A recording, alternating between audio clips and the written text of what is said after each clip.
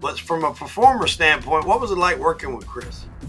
I knew that I was in there with, the top echelon of pro wrestlers. I had a tremendous amount of respect for him. And I was always, he always just looked the part. He was always like so intense. I really liked the matches that we had together.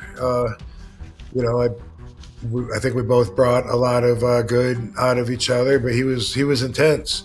He was intense, and I would say that Eddie also had the same kind of intense vibration. It's a very similar vibe as far as the intensity ratio on how much they cared about the business.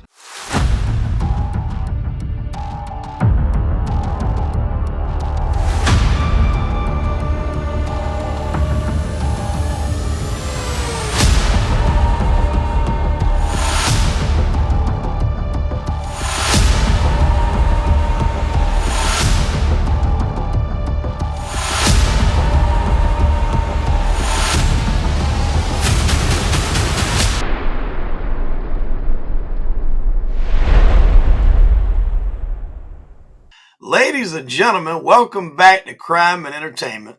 I am super excited for my guest today. I don't want to take up too much time reading all of his accolades because we could be here all night. But we got a former WWE Heavyweight Champion, former Intercontinental Champion, WWE Tag Team Champion. You're one of only two guys to hold WWE, ECW, and TNA World Championships. Ladies and gentlemen, RVD, the whole fucking show. Welcome to Crime and Entertainment. Thank you, man. And thank you for that proper intro. Absolutely. Those are some high accolades, man. Not many people can say they've accomplished all that in the business. And you've kind of been all over the map, and your style is unmatched. Like when people want to talk about wrestlers and how good they are, I always say there's a lot of different factors. There are people that can work the crowd very good. There's people that just have a great gimmick, like The Undertaker, that is going to be, captivating. But then there's people that are just smooth in the ring and they make things look effortlessly. And that was what you did. And you're not exactly like a small guy. You're what, 240, 250? I mean, you're not supposed to be doing all this stuff. Yeah. 230 now. Usually I was mostly 235, within 5 or 10 pounds up or down, always my entire adult life. So, and I mean, you're flipping and landing on your feet. That's crazy. But nowadays, just worthy of mention, the standard average size wrestler is probably much more like maybe even under 200. Maybe like 190 to somewhere around there. Whereas back when I got in it, like 100 years ago, and I wasn't 230 when I got in. I was around 200. Put on that weight in a couple of years because I was just so young. But for most of my career anyway, even at 235, I did feel for the most part like one of the smaller guys because it used to be monsters. That's what I watched growing up, was the big monsters. And then of course, they're not going to be able to do quite the same athletic style that it has developed and become, evolved or devolved, however you want to see it. Yeah. That was one of the things that I heard, like when I was listening. I've done a lot of research on you and listened to some podcasts and stuff like that, which, I mean, I'd known a lot from a fan, but I kind of wanted to get best case I could insider's perspective. And that was always the thing is, people, and I think there was a quote where Brock Lesnar was like, he was going to give you the F5. And y'all were kind of talking about how you were going to go with the finish. And he's like, don't worry about it. I'll get you up there. And they were like, well, RVD's a pretty solid guy. Like, you're not just going to throw him around all kind of way. And he was like, well, he did. He threw me around just like he wanted to. Yeah. That was my first time encountering Brock. I became a fan right off the bat because I recognized his talent and a lot of the drawing features that he has. I'd buy a ticket every time to watch him at UFC. Just to support him and see somebody doing something amazing as far as setting precedent, world dominance. Like, he was the WWE champion and the UFC champion. Yeah. Same time, I believe, and that was just so impressive. But yeah, that'll probably never be duplicated. I don't think. he's an animal. I couldn't imagine. When he first was fighting UFC, I was thinking, no one's going to be able to beat him. He's like 10 times as strong as he looks, and he looks like the Incredible Hulk already. And then I was really impressed when man, I blank on this guy's name, but the guy he caught Brock in a knee bar. Was it Frank Mir? Frank Mir beat him once. It was. See, I started thinking I couldn't get Frank Shamrock out of my head, and I knew that wasn't it. But I mean, like, he put it to Frank the whole match, right? He just pounded on it, and Frank just always looked so cool, calm, and collected, just waiting, and then boom, we put that knee lock on him, and I really learned a lot. Like, wow, technique really goes a long way. Oh yeah, 100%. Well, he got him on the rematch, and that was kind of when Brock brought a little bit of that WWE to the UFC, because they were interviewing him. I remember he was like, "I told y'all he had a horseshoe up his ass, and this time I pulled it out and beat him over the head with it." But he was fun to watch, man. Fun in all sports that he was doing. Well, I guess we'll start a little bit, man. We'll go back with you a little bit and kind of cover your time in the business. I'll ask you a few different things, but I guess to start with, like, one of the first times you were in the ring, we don't go with you're a wrestler. You're actually kissing some feet by the $1 Million Man. Tell us a little bit about that story. How that happened? Yeah, only one foot. So at this point, I was a really big wrestling fan. Me and my buddies were, and we would go to every live show within a couple hours either way if we could get a ride. And we were really excited, and everyone in the arena knew they were going to be shooting a special segment of this show that was actually going to be on the TV show. And so that was something that we all knew when we bought a ticket. And then when the lights changed and they were getting set up for it, it was pretty obvious, like, this is the moment, this is the special part. And me and my buddy ran down to the front, rushed the front row guardrail, and Ted DiBiase just, he said he wanted to volunteer from the crowd, and he pointed at me. My friend always says that he pointed at him next to me, and I just jumped the guardrail first. But it was amazing because I wanted to be in a ring anyway. I don't know if I knew that I was going to be a wrestler yet. I can't really remember right now, putting myself in that perspective. I can't remember, but I know I was really thrilled to be in the ring. And like, unfortunately, I was the worst negotiator that Ted DiBiase ever dealt with, because his whole spiel was, he's $1 Million Man. He's going to prove everybody's got a price, and it's a great thing. And so he cuts lines at the doctor's office. If they say, "Sir, you got to wait in line," he just keeps handing them more and more money until eventually they break. And I could have got probably $500 out of it easily, because he couldn't say no. Right. Yeah, but I gave in. As soon as he made the offer, said, "I'll give you $100 to kiss my hot, stinky, sweaty foot." I was down there so quick, I was excited. I slapped Virgil on his shoulder too, like, "Ooh, I got to touch Virgil." So my first $100 of WWE money that I made. That was when I was, I don't know, 15, maybe, something like that. Yeah. 14, 15. That's awesome. And Ted always had the good vignettes. I think my favorite one was when he had the kid with the basketball, and if he could dribble it 10 times, and at 9 he kicked it across the thing. And I mean, that kid looked so sad, and I don't think they smartened him up to what was going to happen. I don't think. I think afterwards they made it right, but I don't think in the time, he knew what was going to happen. I mean, it just authenticity. Yeah. We need to catch a real broken heart here. So let's just go with it. We'll tell him later. That That's probably the most remembered one out of all. Yeah. I think he said he bumped into him years later at like a car rental place at an airport or something. And he's like, you probably don't remember me, but you remember that segment you did with the kid with the basketball? And said he was like, no. He's like, yep, that was me. You know, when I got into the WWE in 2001, I was reluctant to let that story out that that was me because I thought they were going to use it to do something really stupid and create a storyline. Yeah.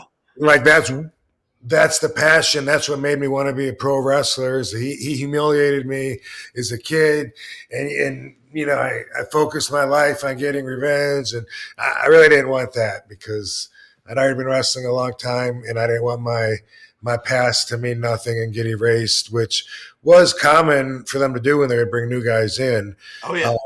But fortunately, they didn't do that to me.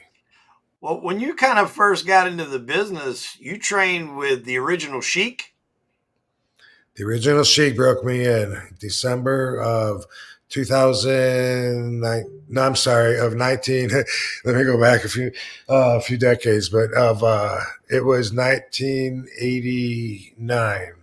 December of '89 is the first time that I met the original Sheik, and the purpose of the meeting was to take a look at me and see if I would have what it takes to be in the business. So it wasn't, especially back then, it was a really closed door society and everything Right. was really protected. So it wasn't like anybody could just pay and get taught a bunch of secrets and then leave like nowadays. And I had to prove that I was even, durable and whatever. I had told Sheik that I had acrobatics and I was a martial artist kickboxer. And so he put me in the ring by myself. And it was a 16-foot by 8-foot ring. They cut the ring in half in order to fit the ring in the Sheik's son's garage for the winter. So it's freezing snow outside. It was freezing in there, but I'm in half a ring, and I had to do a solo audition. Like Sheik was like, "Show me what you can do," and so I did, like a jumping spin kick and a back handspring. And he says, "What else?" I'm like, rolled back, did a nip up, dropped into a split, rolled back to my feet. What else you got? Well, eventually I ran out of stuff. And then he put his nephew in the ring with me, who later would become Sabu. And I didn't know what he was doing. He just came at me, and we locked up because he put his hands on my shoulders, and he was like trying to push me, and then pull me and like spin me around. And I was like, I don't know if I'm supposed to be resisting to show that I'm strong, or am I supposed to be going with him and show that I can, dance like with him, or I don't know exactly. And I had no idea how I did till the end of the day when, they said I passed. She said, hey, come back next week and bring me some money. Well, so the early days of you and Sabu started a little bit before ECW then. I didn't realize he was the Sheik. Yeah, yeah. And when I joined, like I said, this was December of '89, the first day. And he'd been around at least 5 years, maybe close to 6. And Sheik just kept him really close. Yeah. And he would carry Sheik's bags and drive Sheik, wash his car, do everything for him, and wrestle under several names. He wasn't Sabu yet. Yeah. That came along a little later. Well, speaking of names, there was a guy, I think, if I'm not mistaken, Ron Slinker gave you the RVD name. How did that come about? Yeah. Well, so I met Ron Slinker when I was in Tennessee doing the USWA loop. And that was in 91. So I'm 20 years old. And it was a loop, so it was the last territory that survived. So we would know where we're going to be, same place every week. So the crowd would already expect me for the first time in my career, already know me. I don't have to introduce myself to the crowd every time, like every show up till that point. Now it's like, okay, it's Tuesday. We're in Louisville. Awesome. I had a couple of good, shows running in Louisville. I'm looking forward to tonight. It it was like that. And anyway, Ron came in, Ron Slinker, just for like one weekend, I think, for a few days. But his son-in-law was Tex Slashinger, also Dennis Knight, also known as what do they call him in WWE? Because he was like one of the Texas Hangman dudes way back in WWE. Him and Mark Canterbury did something slop. They did some slop something. I can't remember. Oh, you talking about the Godwin, Phineas Godwin? Yeah. Same dude. So his mom was married to Ron Slinker, and Ron was there to, I guess, I don't know, to take a look at Dennis. Also, he wrestled Bill Dundee on the card. Ron Slinker did, and he just took a liking to me, and he told me I was going to be a world champion someday, and he was going to be opening up Florida real soon. And so I just kept in touch with him, and then finally I went down to Florida ahead of the green light because I kept up with him. Like, man, I need to work. I want to wrestle. I had the bug, and I'm like, I need to get booked. Like, first he sent me. He hooked me up, and I went to South Carolina and wrestled for Manny Fernandez. Not for a real long, yeah. And then I was like, okay, what else? And I went down there and helped open up the Sportatorium in Tampa in '91. Like, I was painting the bleachers, hanging the sign, from the ceiling, and just like, yo, let's go. I was so excited to get my career going. And Slinker told me that I was Rob Von Dam. That's how he said it. And I was taught by the Sheik and Sabu that for the first couple of years you're wrestling, it doesn't matter what they call you, what they do with you, just get as much ring time as you can. Yeah. All that'll come later. And so I wrestled, a lot of different names, different forms of my actual shoot last name. So I was like Rod Zad or Robbie Z, or I was an International Patriot or a Flying Tiger. Didn't care. Sheik always wanted to call me the Polish Prince, and I hated that. But it was something that, didn't matter. I was taught not to put priority on it. So I was like, all right, Rob Van Dam, whatever. And then he wanted me to speak with a Belgian accent like Jean-Claude Van Damme. Yeah. I don't remember ever hearing anybody tell me that they thought I looked like Jean-Claude Van Damme before Slinker. And I was a fan of his. I loved Bloodsport and Kickboxer. Some of his, all those, the whole action movies. That was a big part of my upbringing, watching all that stuff. Yeah, Death Warrant, all those good movies he had on there. And yeah, and even his competitors and stuff. It was just the action era. Yeah, and so I didn't put that much into it when he thought that I looked like him. I didn't even, like I had short blonde hair, and I tried to slick it back to look as much like him as I could, and I got a black outfit like he wore in the pool scene in Lionheart. Yep. Yeah, that was what and I wrestled barefoot. And I tried to talk like I had some kind of accent with my words, and I actually gave it a little attempt. But the accent didn't stay, but the name did. And then eventually people thought I was him sometimes. They get confused in their head. And when you see enough fans, you hear everything anyway. But so many times, and people sometimes say, hey, nice to meet you. Can I get a picture? I'm like, sure. And then sometimes they because I'm Rob Van Dam, but every once in a while they'll be like, I love your movies. And I'm like, oh.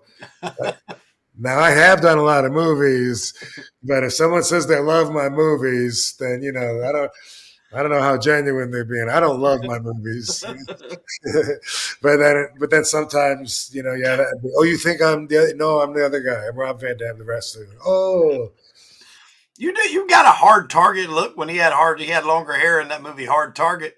I think that was the name of it. Yeah. So. Once in a while, I see it in a certain pose in a photo, but I don't remember anybody mentioning it before he named me that. And then, like I said, it stuck. And, at first I was telling people because he told me to, that we were cousins or whatever. So I owe a lot of apologies to the fans I talked to back in 91 to probably 94, because that was what I was taught to do, to self promote. But now, it's just straight up lying. So Oh yeah, everything. I don't do that. I don't do that no more. You went over to Japan for a few years, and is that kind of where you really kind of found like your style, your groove? You kind of put some polish on it, you think? Too early to just be polishing, really. I mean, I was Yeah, green. I was super green still when I started going to Japan, and a big part of my career was in Japan. It's often overlooked because I don't know why, but because from 90 February of 93 until 99, I wrestled for All Japan Pro Wrestling. And then Mr. Baba passed away. mm-hmm. Mrs. Baba took over. I did one more tour under Mrs. Baba, and then a bunch of her guys, Misawa, and a bunch of guys left, and they started Noah because they didn't want to work for her. They were loyal to Mr. Baba. And since then, I've wrestled for many other companies over there: New Japan, IWGP, FMW, WWE. I've been going. As a matter of fact, a fan told me last time I was there, which was for Noah, that was my 22nd or 23rd time that I'd been in Japan. And so Wow. some of the times would be for the shortest one would be for 2 weeks, and that's in February. And then like every November they do a tag tour that's like 5 weeks, and it's 8 tours a year maybe, if you go full time, which I didn't. But that was a big part of my career. It really helped get me through those years, because I was making so much more money there than Yeah, I could make in the States. And yes, you're right. I put it together there. Like the Sheik taught me to be really, really stiff. All the things that you would think somebody would learn at a wrestling school, Sheik taught us none of that. There was none of like this is how to land without getting hurt, or this is how to punch your opponent without breaking his jaw. None of that. None of that. For him, it could only be stiffer and rougher. Otherwise, we looked like a couple of girls. And yeah, he would sometimes use a different word instead of girls. But that's the way we got taught. And then, like the first couple of years when we're wrestling, Al Snow was one of the recipients of this, because I wrestled him when I was a Flying Tiger, and they were like, "Whoa, whoa, ease up! You're way too stiff." And as a matter of fact, one of the shows I had in Fort Wayne, Indiana, me and my best friend Dango, we both trained together, we tagged together. We had a tag match in Fort Wayne, and Sabu and one of the other guys, they were ribbing our opponents, and they told them that everything was real to us, and that we didn't know that it was a work or whatever. And this was like maybe my fourth match or something, and man, we had all this stuff planned out, but the first time they were on their back and we covered them, they just stayed down because they didn't even want to wrestle. And we got a kind of a reputation like that. Like a lot of guys didn't want to work with us because we were so stiff. yeah. And then these guys were telling me to lighten up, lighten up, lighten up. And then when I went to Japan, man, they did not like the light stuff. They wouldn't react to it, and they would just kick me so hard. Knock me on my ass until finally I delivered it back. And once I really, really did that, because I had enough, and I was like, well, I'm going to show them, that if it wasn't for respect of their hierarchy in this ring, this is what I would do to them if I wanted to really hurt them. And as soon as I stepped up and stuff, I realized that was what they wanted, and it was disrespecting the whole sport to not bring that level, and then that changed everything. So that's where I put it all together. And we kind of talked about your love and fascination with the organized crime history. I think it's worth just kind of touching on. Did the Yakuza have a big presence within the professional wrestling scene over there? They did, and from From what I understand, it was mostly in the smaller groups, because like I wrestled for All Japan mostly, and then there was New Japan, and they were like the two top really big venues or big companies like WWF and WCW at the Yeah. time over here. And then so like the smaller ones, like the FMW, for instance, some of their entire shows would be bought by uh, the Yakuza, and sometimes the crowd would be almost empty except for just a few rows of like people in business suits with their families, and the boys would be wrestling as if there was 10,000 people there, but sometimes there was like 50 people or whatever. And there's lots of little stuff, but with All Japan, and I'm sure that Baba had to deal with them, but I don't think they were prevalent in his business because he Right. was big enough, and that might not have always been true, but um, we definitely have a few stories. One time Sabu told me a story. I wasn't there though about who was it that was Tiger Jit Singh was getting he was in one of the hallways in the back in an arena, came around the corner, and Tiger Jit Singh was getting beat up by these mafia dudes, and they were putting the boots to him, and Sabu got in there to make a save and start fighting with them, and he said Tiger Jit Singh just took off and left him to get beat up. But then Mike Awesome came around the corner and started throwing dudes around, and then they stopped. I don't know what that was about. But he told me that before I ever was around it, and Yeah. yeah. What time I was out looking for something to do, walking around in some smaller town, and I ran into Abdullah the Butcher, and he was Ah, like, yeah, he was just like, "Come on, champ, come with me." And I'm like, well, "Where are you going? Just come on, come on." And I was like, oh, "Okay." And he took me up to this hostess bar that was upstairs, and it was just eating peanuts, just talking and stuff. And I was drinking, but the whole place was empty. It was just me and Abdullah, and he's talking to the boss man. But then when the boss man goes to do something, Abdullah leans over and he goes, "You look at it. You see his fingers?" And he says, "You see how many digits he's yes. missing?" He said, "That means he fucks up a lot." And yeah, when he came back, I noticed he had the pinky was like the little one was cut off. This Yeah. whole thing, a little bit. And uh, um, and then Abdullah said that somehow he's got them to show up and give him money. I have no idea why, but guys like that, the older guys like Abdullah, I bet he had a lot to deal with the Yakuza as well. Oh yeah, 100%. I seen Abdullah last year in St. Augustine. I think it was the Rock and Roll Wrestle Fest around August of last year, and I got a chance to sit with him and his. I think that was his son and a lady that was just kind of handling things for him. Yeah, yeah, he had 3 people with him, and I sat with him with another buddy of mine, and we just talked. We talked for almost an hour, and it was really cool. It was after the event was over. He just came to get some dinner, and we just said, hello, nice to meet you. And as we were leaving, he's like, you just started talking wrestling, and just had a good conversation. It was really cool, and he's a good dude, man. I mean, I know there's a lot, people have their opinions on him, but I mean, he's one of the OGs, no doubt about it. Yeah, every time I see Abby, I jump up on his legs and give him 10 punches to his head. I'm sure nobody else does that to him because he's in a wheelchair, but Yeah. yeah. When you come back from over there, you eventually you would meet.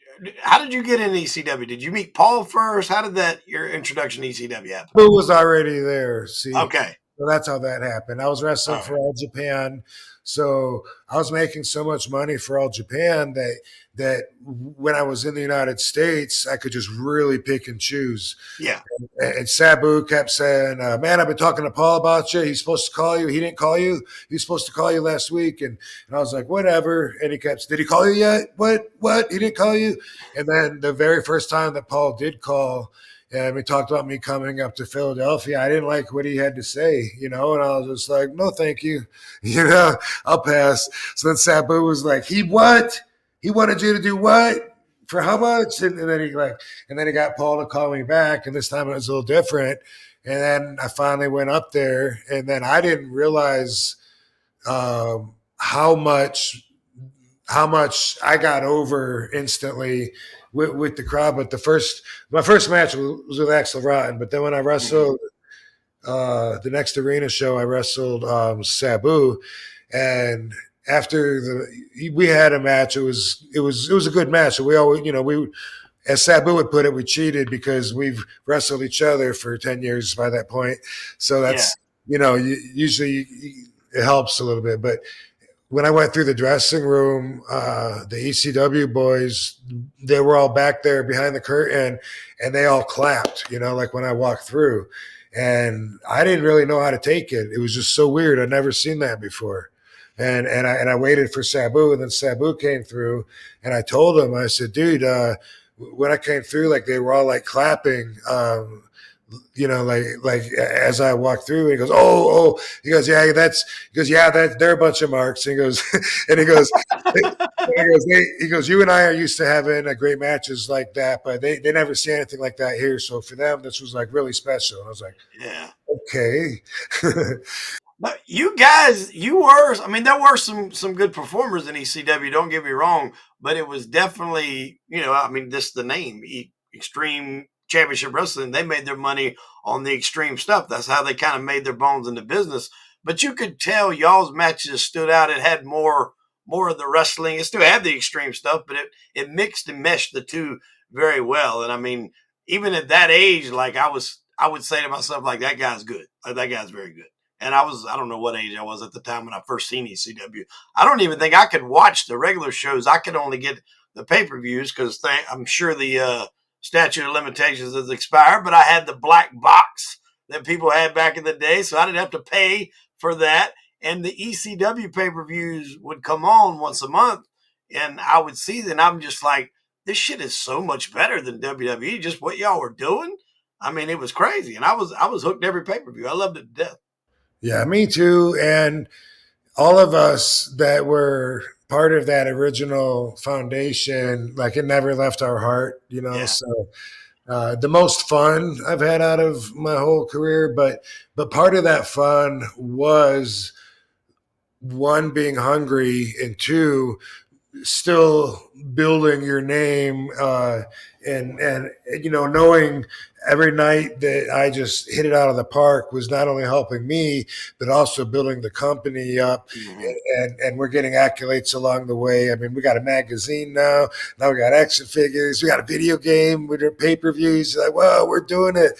I didn't want to leave. I wanted ECW to be one of the competing companies so that we could afford to not leave and just stay there, because artistically, that's where I'm definitely best showcased for thinking outside of the box, for my durability, for a bunch of reasons. So that's why I brought it back with WWE, with the pay-per-views. I was like, man, the crowd too, they're still chanting ECW when they see Tommy Dreamer in the ring. Oh yeah.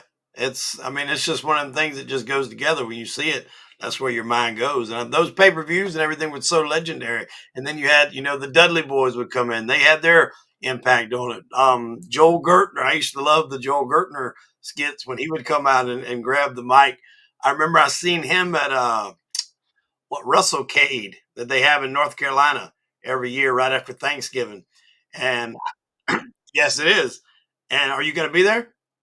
No, unfortunately, we just looked into it last week. It looks like everyone's like it's sold out as far as all the tables, and so I don't think. Yeah, it's sad. I think Rodman's going to be there. First time I think Rodman's made an appearance at that. But we went out to eat at a little seafood place like right around the corner from the Benton Convention Center, and Joel was there with his wife. I'm assuming he's still with her. This was probably 5 or 6 years ago. And I see him, and I was like, part of me is like, want to speak, but I hate to bother people in a setting like that. But I had to at least just tell him, hey, man, I enjoyed you watching you as a kid. And so my son's with me, and he's probably 8 at the time or 9. And he's like, if you're let him watch it, I was like, some stuff, but I don't know if I've let him watch your stuff yet. And then come to find out, New Jack come in like right after that, and he sat like on the other side of us. So they're like conversating. We're in the middle, and it was just pretty cool. And obviously New Jack has passed away, but I mean he was a very impactful player in ECW too. Some of the shit he did was bananas. Yeah. Yeah. Yeah. It's easier now, and that's part of just living longer. You get to see the bigger picture, so your perspective on everything changes. It has to. You're Yeah, looking at it from a different point, right? yeah. But man, I just think like for a lot of that time period, I was in such the competitive perspective that I couldn't really enjoy as much what other people were doing. It was all, it was all like we're all jockeying for the same position. Matter of fact, when Sabu brought me in to the ECW dressing room for the first time, we were walking around and he was pointing everybody out to me. And he like points to the Dudleys and go, they think they're really good, but they're the shits. Point to the Eliminators. They think they're really good, but they're the shits. He's all right. That guy, he's the New Jack. They do garbage wrestling. They don't, and so at that time, I'd only been wrestling 6 years. Sabu's word was bond, so whatever he said, I was like a soldier for him. And Yeah. if he said it, it was like the Sheik said it to me, and that was enough. Did you get any heat off that? For what? Just being his guy. Yeah. I don't think so. Not any time that I can remember. I mean, we were a pretty strong team. You know what I mean? And and he got along with everybody. I think I got along with everybody too. And a lot of times I'm surprised that some people will talk about how much fun they had with me or how cool I was. When I think back to it and I think about the perspective I was in, then I always think, that I was like in asshole mood where I'm like, defensive and, like screw that guy or, like ready to punch somebody. But I mean, that's part of growing is you're always looking back at a lesser you. And that's all I'm saying. I'm always surprised that I'm not sure I'm not sure I would have liked the me of yesteryear as much as some other people because I'm always growing and improving. That makes sense. Outside of Sabu, who would you say was your favorite guy to go one on one with in ECW? I'd say outside of Sabu because obviously you guys have the rapport and the history. So outside of him, who was your favorite guy to wrestle? Number one and number two would be Jerry Lynn. Jerry Lynn, yeah. You guys had some good fights. Came out of nowhere, like it was just the chemistry that came out of one match and demanded more. What about you won the title from what Bam Bam, didn't you, over there? I loved wrestling Bam Bam. I was gonna say, man, for a big guy, like I don't think to this day I've seen a big guy, move that well, do some of the shit that he does. I mean, he was doing moonsaults and all kind of stuff too. I mean, Bam Bam was highly athletic. He would throw in drop cakes and cartwheels sometimes just to remind you in case you forgot. But man, I really had nothing but respect for him. What's a crazy like life loop here is that when I was getting ready to go to a wrestling show, and it might have been my first show. I'm not sure. It could have been the one where I kissed Ted DiBiase's foot, but it was around that time period. There was a TV show, the local news, on wrestling because wrestling was in town. But the piece that they filmed was at the Monster Factory in New Jersey. And that's the first time I saw Bam Bam Bigelow was before I walked out the door to go watch live wrestling. And, you don't forget the big dude, tattoos on his head Oh yeah. and stuff. But it's, back then I was just a kid watching and I never knew that I would have some of my most memorable matches with him. But I always respected him. And I like how he was old school in a way that I am where we believe in receipts, and Yeah. so yeah, and I respect that. I always knew that. Like I remember one time during that, like I I swung the chair real hard. Maybe I thought that he was going to turn and look at me, and he didn't look, or something like that, where it hit him in a way that I was like, oh, he's going to be pissed about that. And he picked me up and just slams me through the table real hard. And then after that, it's like, okay, tit for tat, boom, we're good again. Yep. I remember one night, like, those B action movies that used to come on real late at night. It was the series with Lorenzo Lamas, the Snake Eaters, and he was in one of the Snake Eater. I think it was season 3 or Snake Eater 3 that he was in. And I remember saying, "Oh shit, that's Bam Bam Bigelow." That's when wrestlers started to cross over and do some stuff in movies and stuff like that. But he was always a big guy, and I'll always remember as a kid him being the one to wrestle, Lawrence Taylor at WrestleMania 12. That was a huge deal at the time. Sure was. Yeah. Lost it too early. ECW, I think I just want to touch on this for a minute because there was a lot of partying going on too, on top of a lot of good shows. I mean, who was the biggest, like, I guess, partier in that whole company? Who was the craziest? Wow.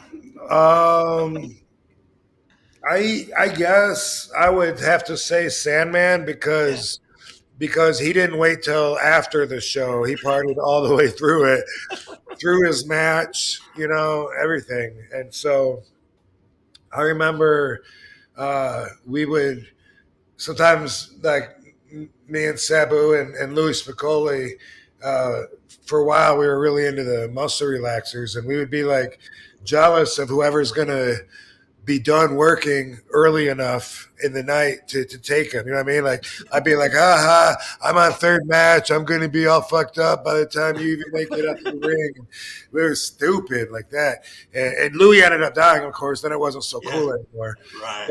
But Sandman, one time, I remember being Poughkeepsie, but a few people tell me that maybe I have that wrong. But I was there, and there's a match with 5 or 6 people. There's a whole bunch. I don't know if it's 3-on-3, 4-on-4, but there's a bunch of people in this match. And Sandman is drinking during the match. He's got the cooler there, and he runs out of beer. So he comes all the way back to the dressing room during his match while it's still going on. And I was back there in the dressing room. So I saw him come in looking for more beer, and he's like stumbling around drunk. And he took his clothes off. He took all of his clothes off like a little kid. He's standing there bare naked. He grabbed Dawn Marie's brush and started combing his pubes with it and thought that was funny just to pop the boys. Yeah, and then he grabbed the beer, and then he went right back out through the door, out to the ring, naked. Yeah, he seems like he would have been a hoot to work with. It would have been quite a time. What was Sunny? How was Sunny during that time? Was she wasn't with Chris at that time, was she? Or was she still No, with she Chris? was. She was? Okay. He always was with Chris. When I started, I was talking about that USWA tour that the loop that I did in 1991. That's where I met Chris Candido and Sonny. They were already together back then. Okay. Yeah. I didn't. Yeah. So she was very much like her reputation. Yeah. She was very sexual and seductive, when she wanted to be, when she talked to you, and I mean, to me personally, a lot of times, like if it was just like a hello, she might give a hug and let her hand go down your chest real slow, and she was like working the whole time. Oh, yeah. And I never put her over because dude, there's Chris Candido right there. Like, I couldn't understand how all the other boys would put her over and then still be friends to Chris and not even talk about it. But we don't all have the same moral compasses, that's for damn sure. But I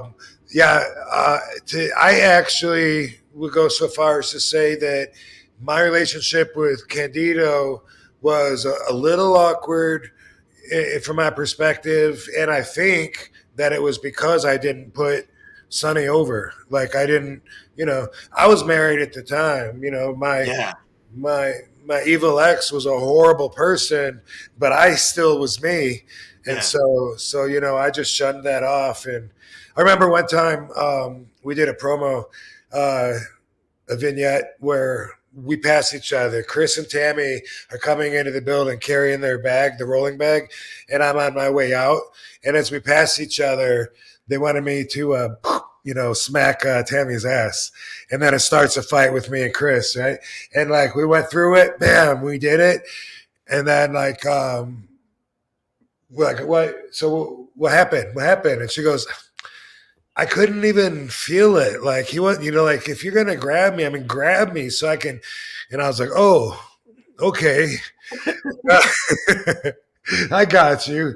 And so next time we did that, like I went smack and grabbed the whole ass cheek and just squeezed like hard as I could, like just like when someone says, "Make sure you lay that kick in." I want them to regret saying that. Yeah. Yeah, she definitely had the reputation. Not every guy was, I guess, had that same code you're talking about, especially in the WWE. Or and from all accounts, anything that I've ever heard about Chris was he was a great dude. And so it's I guess people can justify that sometimes. Oh, well, they don't really like each other. The guy was an asshole. From everything that I've heard, Chris was a great guy and he loved her to death. And it was almost a situation where it didn't really matter what she did as long as she come home to him. So it sounds like anyway. That's the best we can do for our feelings is just to believe that he knew about it and was okay with Yeah. it. Yeah. So when you get out of ECW, they have. I remember as a kid watching Jerry Lawler kind of be the one to bring you over, and he was of course bashing the come. This is the only piece of talent they had over there, Mister Monday Night, and that was kind of how they were bringing you in. What did you think coming in to that? Because coming from ECW, although I'm sure, like you said, fun and you had great matches, WWE or was it F when you come over? It was just the end of the F. It was still F actually till 2001, and Yeah. then it changed while I was there. So, but I mean, it's definitely a bigger beast, a bigger animal. What was that transition like? Well, okay, so one thing you got to know is that Paul Heyman, the guy who ran ECW, who got us booked on Monday Night Raw, set us up to fail. All right. He'd had talent jump to WWF or WCW, bigger contracts, way more exposure, fucking better highway to success, everything. But You can swear if you need to on the show. You're like, yeah. try not to mostly, and a couple of them slip out. So, um, so for me, there was a hot rumor that I was leaving ECW because Eric Bischoff had offered me a job with WCW, a detailed offer. And so, of course, he's going to take it. Why wouldn't he? But I didn't want to leave. I really liked ECW. But business wise, it doesn't make sense in most people's mind that you would stay when you could be making way more money and you want to go there anyway. Like most people would use ECW as a springboard to try to get to one of the other companies. Right. And anyway, Paul and I had a meeting where he was saying, is there anything I can do to get you to stay? And from that meeting, I got, nice working conditions that favored me and my well being, and so he said he could book me on WWE, but that I could still be in ECW, and he says I don't know, and how are you going to do that, Paul? Like I didn't know they had a working relationship, but in good faith said okay, let's do that. They're going to expect me to go to WCW.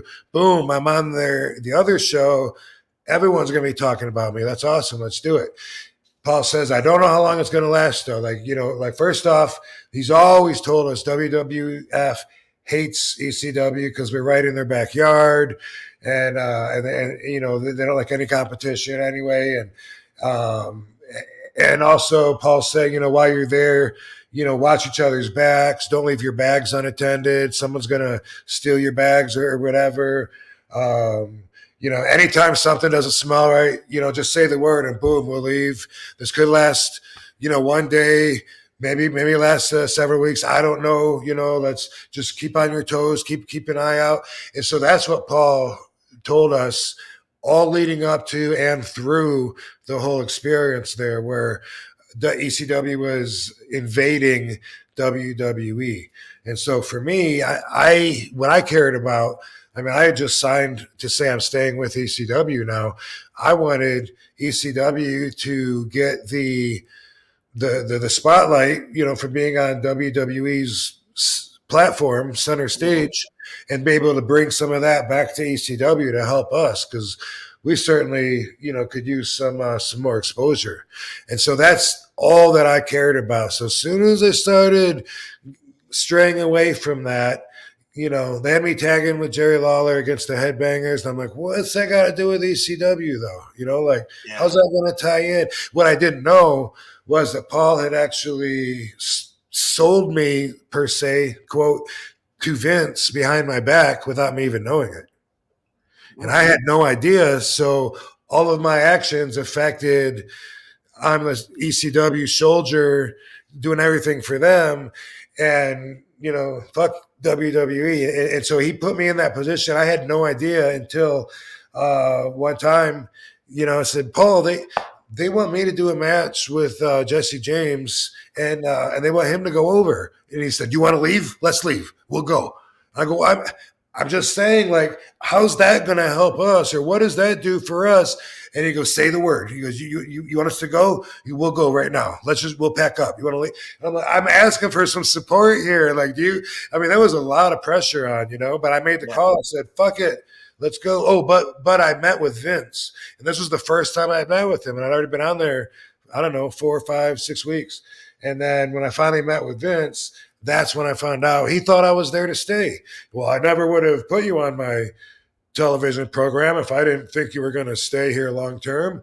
I was like, what? And I turned to look at Paul, and Paul's like, turned face to face in a deep conversation with Bruce Pritchard, in the back corner of the room. And I'm like, me and Sabu are looking at each other like, did we just hear that?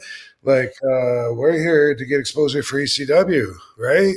So, that's the behind the scenes story to that. Paul totally set us up for failure, and we did fail. In fact, when I started wrestling for WWE in 2001, I was told I had a reputation for being hard to get along with. And so I had to meet with Jim Ross first and have him feel me out. Oh, okay. So how was Jim? I've never heard a bad word spoken really about Jim Ross. Yeah, no, I like him. He's a good guy. Back then, before I really knew him, he was just the position of the financer at the time. Yeah. So whenever I didn't like my payday or whatever, I'd be looking towards him. Yeah. Yeah. You're not always the most favorite guy, I guess, when you control the paychecks, though. What was Vince like to deal with? I mean, watching Vince, as the character, I loved watching him as a character. He is literally the perfect heel. But as a businessman and the way he does business, it was either you just love him or you just fucking hate him, I would think. I mean, what was it like to deal with Vince on a personal level? I don't think I ever dealt with him on a personal level, really.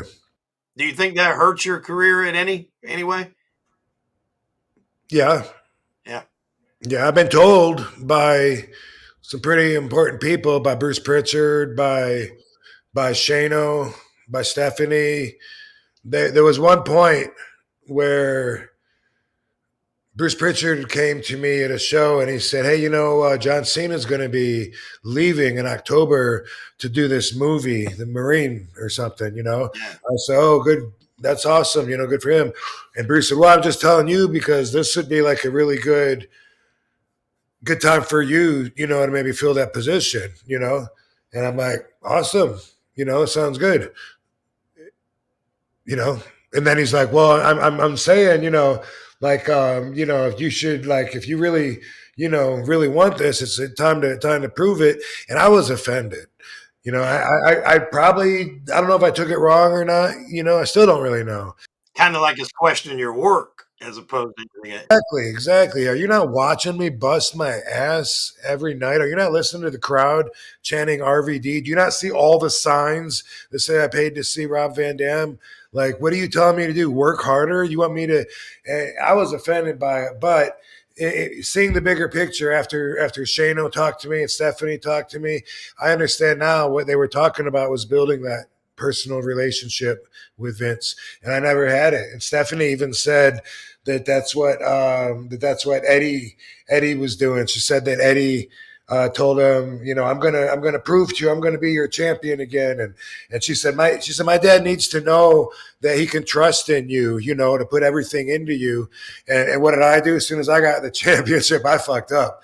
So at least I wasn't lying to him, giving him like a false impression or anything. That I was, but. And I mean, I guess that's not necessarily a bad thing. I mean, that is his company, and if he's going to entrust someone to take the reins and take the title, I can see where he would want, somewhat of a relationship. I mean, I don't know at what point you're expected to kiss his ass, so to speak, like some people has allegedly done throughout the history. But I can see where he would definitely want a relationship and a rapport with who he's going to put the strap on. That's reasonable. Sure, it is, and it's a lot easier for me to see a lot of things now, like I said, than I could back then. But I was I was offended, and I was like, "Isn't it your job to place me accordingly on the card to make your money back? That you're paying me. Like, what do you want me to do about it?" But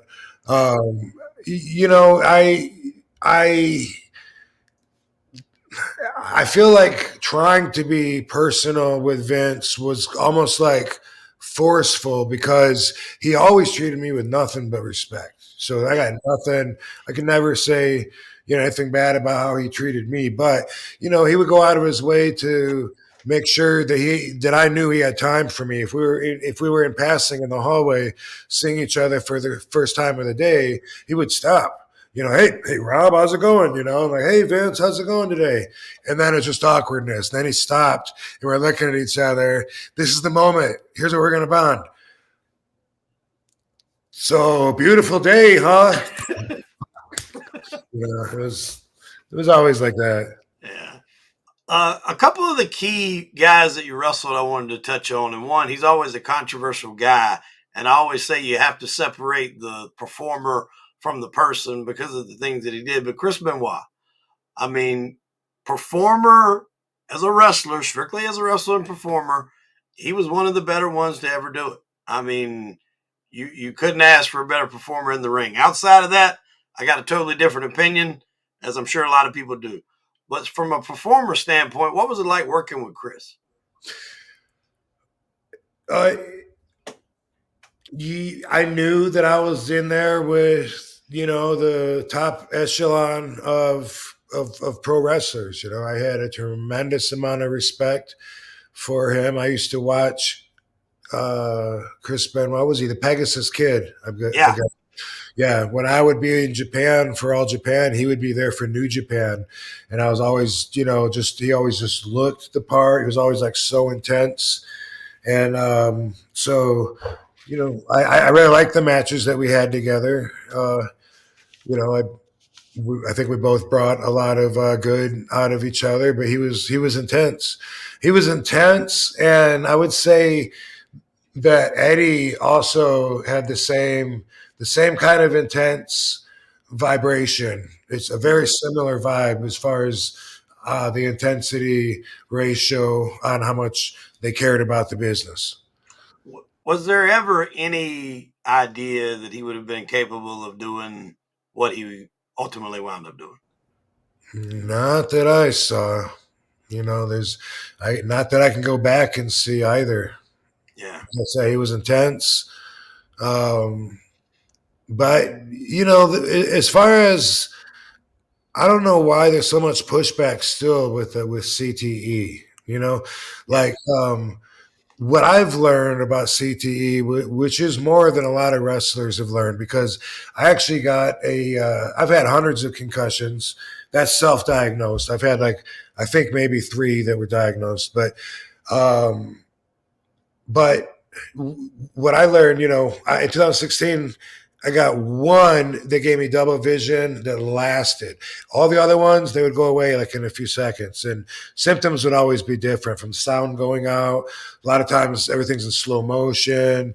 Sometimes it's just the floaters and lights and whatever. But this one was double vision, and it lasted so long I had to go to vision therapy, get MRIs, and really chase it down.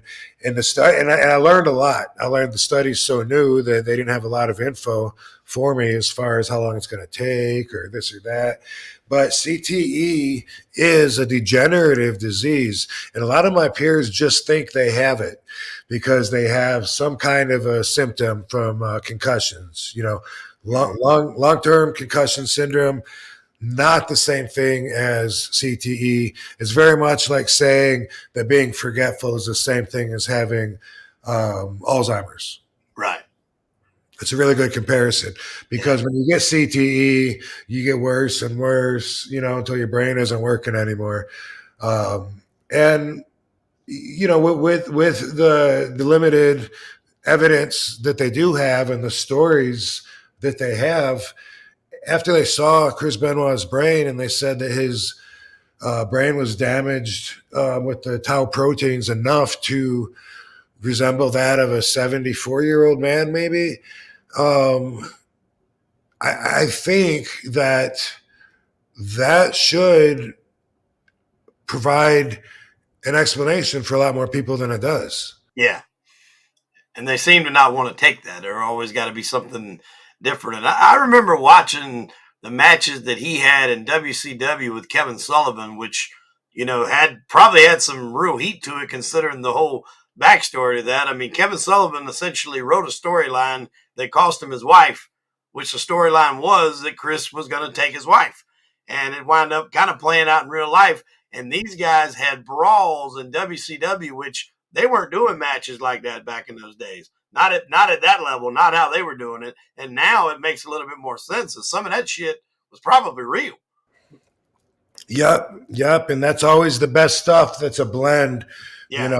between real and a little exaggeration, a little hype. And sometimes, the more organic it can be, the better it is, always.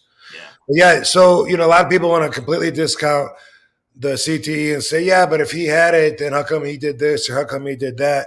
But if you watch people that have Alzheimer's, sometimes they seem to be kind of normal. Yeah. And then all of a sudden they don't know who you are, Yeah. Really no way to, I mean, it's a horrible tragedy. It's tragedy all the way around for the family. And I think he has one kid that's still alive. So, I mean, I know that's not easy for him. And then, obviously, yeah, he does. When I met that kid, there was no doubting it. Hey, this is Chris Benoit's kid. I believe you. And it puts such a dark cloud over such a fantastic legacy of wrestling. It's and not that overshadows, Nancy and his son, but I mean, still to do what he did for that long and to accomplish the things that he did, and for now to have it shrouded, with that is just, it's such a shame. I just, wish that could have definitely played out different. Since we're on the subject of, things like that, what do you think about all these allegations with Vince? I mean, do you think there's any truth to them? And I guess I should say, it sounds like there's a bit of truth that may have been agreed to from what some of the things sound like. But as far as things that may have went on in the past or anything, what is your take on that? Well, like I said, speaking firsthand, I can only say he was always really polite and professional to me. So a lot of the stuff that has come out is kind of shocking. Yeah. I know the business enough, and I know some of the other people enough to believe and know that certain stuff does go on. But some of the stuff, I couldn't have guessed. And it just seems like, without knowing for sure, it just seems like when there's that many people that come forward, it seems like one of those cases, where if there's that many accusers, usually, they're not 100% but usually there's something worth being pointed out. Yeah, there's some truth sprinkled in there somewhere. Yeah, yeah. We're in the entertainment business. The entertainment business has always been, filthy. I mean, back in the when Hollywood was new, the restaurants and hotels would have signs that say "No dogs allowed, no actors allowed." You know about that? Yeah, Hollywood Wade, yeah, and they were undesirables. I mean, they would yeah, sleep in the day, party at night.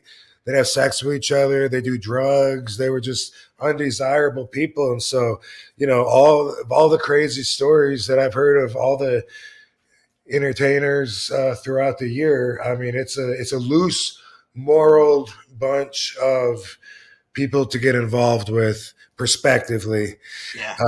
So looking at it from that way, I can believe, that maybe some of this stuff went on, but I don't know for sure. And I would love it if somehow Vince came out and just hit a home run, came out unexpected, and said, "Guess what, bitches? I can prove that I was in the Bahamas the whole time."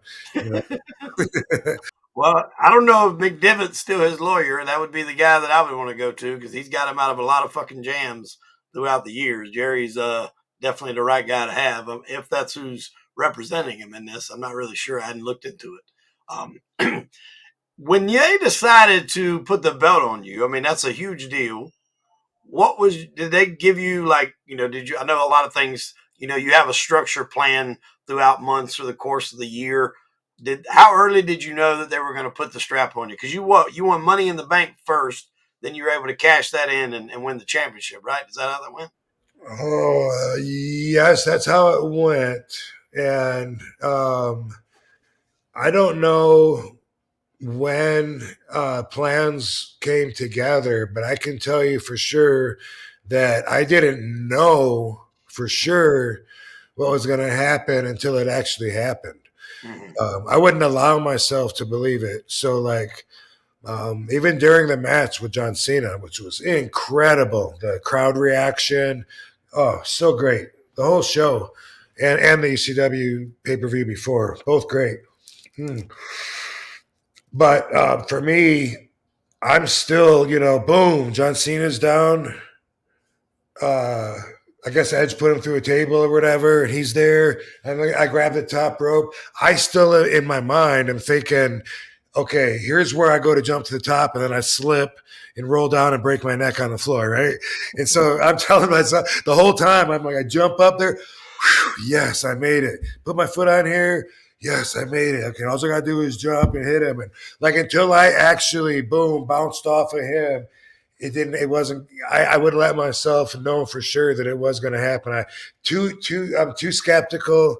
I've had the carpet pulled out from underneath me too many times to have much faith without evidence, and I just, I was just like, okay, let's see, and then Paul made the count 1, 2, 3, and then the wrestlers hit the ring to celebrate, and I was like, okay, I think this is real. Yeah, it was an awesome match. I remember watching that one as a kid as well, and it was like when you guys started getting those opportunities, and I'll even throw Chris in there and Eddie in there. It started giving that excitement to the fans that you don't know who's going to win this thing. You got to be watching every match. Back in the day, it was entertaining to watch, but you could take for granted that Hogan was going to come out on top. At the end, if you went to the bathroom or whatever happened, you know what the ending was going to be. You just wanted to see it. But as it kind of got in that point in time, it started really getting to where anything could happen, and it was great. It was a great time period in wrestling. And with that, did that add any responsibility? Did it possibly want to change the way you worked at all, being the champion, or was you still going to be RVD? Well, unfortunately, it didn't change a lot of what I was doing. So I was still very careless. I should have felt the responsibility a lot more, but I never took myself too seriously, or my position, or even a belt. Like when I was training way back in the day, Sabu said if the promoter ever says he can pay you more or he'll give you a belt. He said, take the money. He said, the belt don't mean nothing and you can't eat a belt. So I've never been like a real big mark just for the belts, but obviously this one meant a lot because it vindicated me for sticking to my guns and the style and all the beliefs that made me different throughout my whole career. That's why I was right here in this position. So for all those reasons, that was the payday, and that was awesome. I forgot what the question was now. Well, that was kind of it. Just did it change you as far as when you got champion? Did it change anything? Been a little more careful, a little more responsible though. Got pulled over for speeding, and because the weed that I had was so strong, the cop could smell it, even though it was sitting in the glove compartment. The same exact 18 grams right now wouldn't even be a problem in the exact same place, but it was then. Yeah, different times. It seems like throughout your WWE career, and you tell me if I'm off, there was one guy that you could never seem to get a win over, and I maybe have a good idea of why that might be, but and you might not even know where I'm going with this. Triple H, Triple H did not seem to want to lose to RVD. Was there a problem there? Was there some heat between you two? What was the deal? It's like he never wanted to do a job. It seemed like it to me, like at the time I was very frustrated. There was a time when I wanted to fight him, and of course, when you're in the position of power that he is, and at the same time you are one of the boys, that's always going to be a bad spot as far as like how everyone's going to look at you and the intentions behind your agenda. But if you don't look at it that way, if you look at it uh, like Paul was managing the card, and obviously giving that Triple H guy a huge push, obviously that was his agenda, whether he's the guy or not. If you could step out of it and look at it like that, then he obviously thought a lot more of Triple H than he did of RVD, and he obviously thought that Triple H was a bigger star, a more believable, um, victorious wrestler.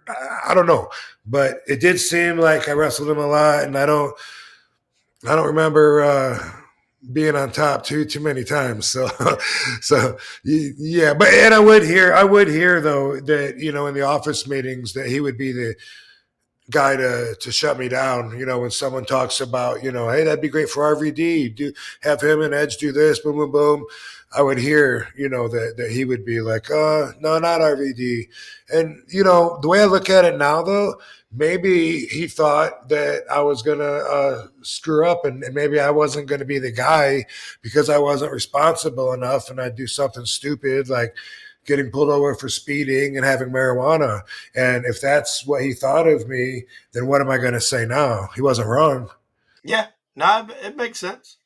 But it's a little frustrating when you seemingly have a guy shooting you down at the time because at that point it hadn't happened yet. It wind up happening, but it hadn't happened at that point. And when you have somebody, I think, trying to hold somebody down that works as hard as you have, and his best friend is Shawn Michaels, who's not exactly been the model wrestler off the screen, but yet he was able to come back in and go right into the fold. And I'm not disparaging Shawn, in the least. He's one of the you and him are like my definitely my Mount Rushmore for in ring performers. You, Shawn, and Randy Orton are like up there as far as smooth operators in the ring.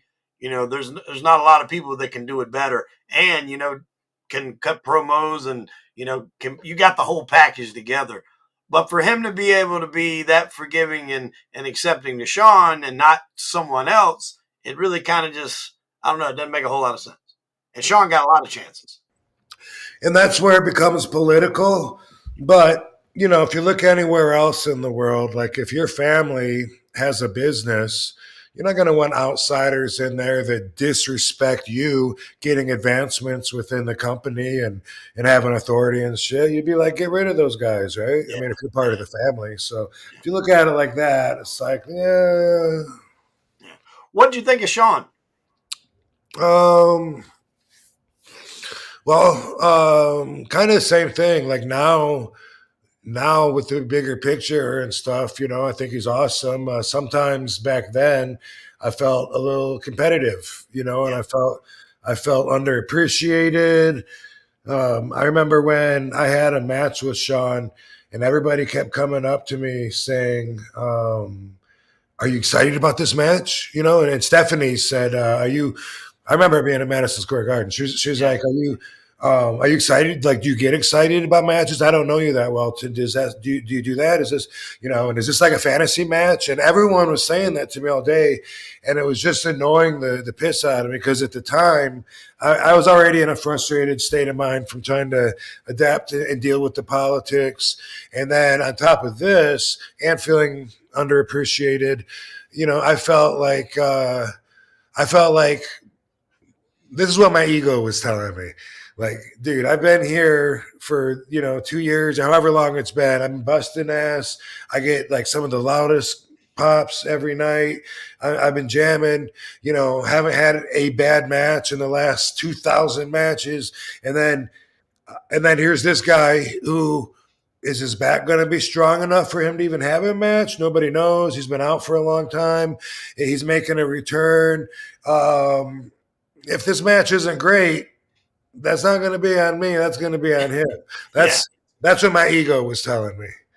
And sometimes, the ego would be so dominant that it takes away from. I should have just been able to enjoy, like, man, this is awesome. I'm wrestling, Shawn Michaels, one of the best wrestlers on the fucking planet. But instead, I was all, competitive drive, like me. Yeah. Well, we'll get to wrapping it up here. Just tell us? Have you ever like paid attention to how much ego is involved to be a wrestler? Like every single promo is a different version of "I'm the best." Yeah. And I think it's kind of just one of those things where you have to accept that's going to be part of the territory. And you kind of have to be. And if you don't have that, you're probably not going to get there. I mean, some of the better egos are the ones that succeed. So it's kind of like, and for guys that aren't necessarily that egotistical, but are still humble, good dudes, it's harder because you don't want to be that egotistical maniac, but that's what gets you there. You kind of have to have that dog in you, I guess would be the right way to put it. They got that dog. It's a double-edged sword because the guys that really do, the best promos, they're going to get heat from all of us because we're going to be like, man, that dude really believes he's the best. Like he comes across so arrogant, but that's money. So yeah, it's funny. A lot of guys will get heat just for that. Oh, just for looking like they believe in themselves too much when you have to. Yeah. What's a good funny story that we can close out on? I mean, you work with a lot of guys. You work with Kane. You're on the plane ride from hell. I'm sure there's a good one in there we can close out with. A good comedy story from your WWE days.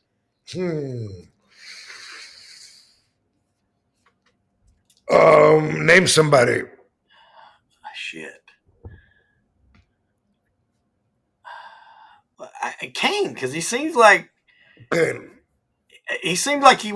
could be hilarious, but you wouldn't take him as hilarious. Yeah, man, Kane is such a cool guy, and I've always wondered how he stayed cool being there so long in that political environment. But now he's definitely a politician because he's the mayor, but he didn't seem like a politician in the dressing room. Man, I really liked working with him. Trying to think of jokes is kind of awkward. One time he was trying to think of a joke. This one I just discovered Nair. Stevie Richards and Maven introduced me to Nair and said it's so much easier than shaving because I would cut myself up and bleeding everywhere. And you just put it on and then take a shower. Boom, it's gone. And I remember like like we were in the shower talking about it, and I did it, and me and Kane had just become partners, and I remember him trying to be funny, but not really having a lot of material, and just saying something like, "Should I be worried that my partner's standing naked, covered in cream?" Just miss the mark and don't go over there. What about Flair? What's a good Flair story? Oh my God, Yeah, there's a lot of those. I'm there sure. are a lot. There's a lot of them. So the one that comes to mind here that I would like to share is that this was TNA on a European tour, and I can't remember where all we were at, but I man, where was it before Germany? It might have been Ireland. I'm not. I gotta. Damn, I wonder. But we were at a hotel for a couple of days, and every day Ric Flair would run up his max out. He would drink and have no money, couldn't pay for it. Call Dixie. Dixie will take care of it. Call Dixie. Dixie comes down, um, takes care of it. And this happened like 2 or 3 days in a row. And then I believe it was Kirk Jenkins who was the agent on this. One day when Flair tried to do that same shit, we were all going to Germany. And he was like, no, I'm not going to let her take care of it this time. And he's like, no, Dixie's not taking care of this. Let's just go. They wouldn't let Rick leave the hotel. He couldn't check out because he owed this bar tab, and nobody was going to help him out because he did it every day. It was during his heavy times, and so because of that, we all went to Germany and left him wherever that was. I think it was Ireland. We left him there, and we all went to Germany without him. And I thought it was funny. I thought it was really funny. And then when I saw the poster, I saw that it was actually called the Woo Tour. And the fans were disappointed because I was doing an autograph signing, and a lot of them would ask me, "Where's where's Ric Flair?" And I'd be like, "Oh, he stayed back in Ireland." I thought it was funny because I thought he got away with a lot, and wasn't a fan of his shenanigans at the time. Yeah. And then the next time when he did get to check out of there, he gave the whole bus a speech. Said he's only missed, I think, 3 shows. I think he might have said in his whole career, counting that one, and how he was ashamed and this and that and whatever. But I bet you ain't heard that one. No, I haven't. And he is one of them guys that, I don't put too much on him as far as him embellishing his daily routine. I mean, he gets it in with the alcohol. Even now, even after his close brush with the coma and everything. I have a friend that lives out in Tampa, and his wife is actually the lady that is contractually has to be out on his boat. I think he has to have like a mechanic on it. And so sometimes they'll meet at like the harbor before they go out. I mean, she said he is a character. Yeah, no doubt about it. I mean, the last couple of times I've seen him, he's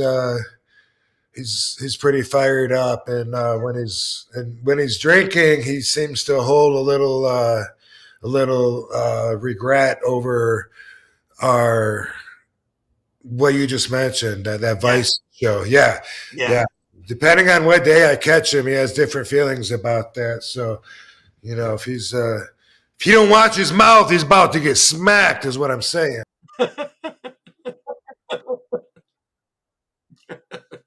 Yeah, I love the dark side of the rings, man. I mean, I love the way they do them, the way they're shot, the stories. It's a lot of them that people don't remember, like going back, like Gino Hernandez and Dino Bravo. I don't remember Gino as a kid. I remember Dino Bravo.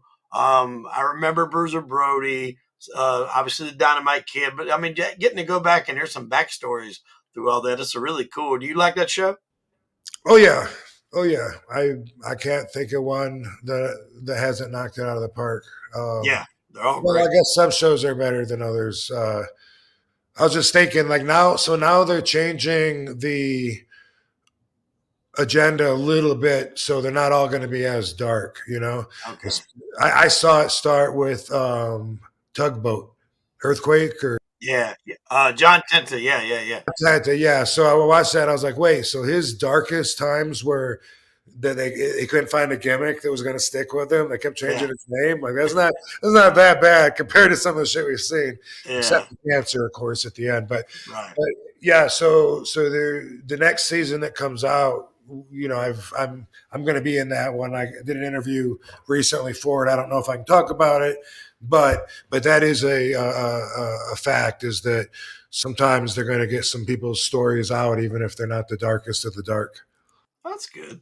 So we'll close out with these last two questions. They're real quick answers. Who's your most favorite opponent of all time, and then who's your least favorite? Favorite opponent of all time is Sabu. I've always enjoyed wrestling him. My least favorite is Mark Starr, but he's dead. So who's got the last laugh? Rob, I could talk to you for hours, man. I want to tell you how much I appreciate you coming on the show. This has been, I've interviewed some cool people. I've been doing this show about 3 years, and you're right up there at the top. You and I've had the Godfather on. Both of you, ironically, have both smoked on the episodes. Me and him drank too, like we were doing shots, and it's the only time that I'd ever been like really drunk doing an episode, because I mean he can throw them back. And I was really doing them as we were doing through the show. And by the time it got to the end, I was a little loose, but it's a good time. And I definitely appreciate you coming on the show. You have your own show. If you want to talk about that or anything you want to plug, social media or whatever, so people can go know where to go find you. Yeah, I'm going to be doing my podcast in 30 minutes, actually. So yeah, my podcast is one of a kind, and you can watch it. All my social media is at The Real RVD, including YouTube. Yep. And it also shows somewhere else. I think it's One True Sports. I don't know. I don't know where all it, but look for it if you want to Yeah. see it. And and something else, a platform that I helped create that's just a few weeks old right now. It's called Only Wrestlers. And it is a platform to connect the fans with the wrestlers. So we do a lot of time at autograph tables at conventions. Fan comes up, talk to you for 2 minutes, get a picture, and then they leave. Now you can say, hey, you can keep up with me if you want. And then the fans and the wrestlers, and when the fans join, also, they become part of a community. And then we have agendas for them to do, which are going to build to us running wrestling shows and having them help us pick the card out, who wrestles who. And then the bigger it grows, the bigger the community and the association grows, the more important the voting will be, the more significant it'll be on moving the whole OWA forward, which is Only Wrestlers Association. But check out onlywrestlers.com, see if it's for you. All right. We'll put all that in the link to our show notes. Again, Rob, 1,000 thank you, my friends, for coming on. It's been a pleasure. Awesome. Thank you. Have a great evening. All right, ladies and gentlemen, I'm Hollywood Wade. That was Rob Van Dam. We'll see you next week on Crime and Entertainment. Rob, we appreciate you, my friend. All right.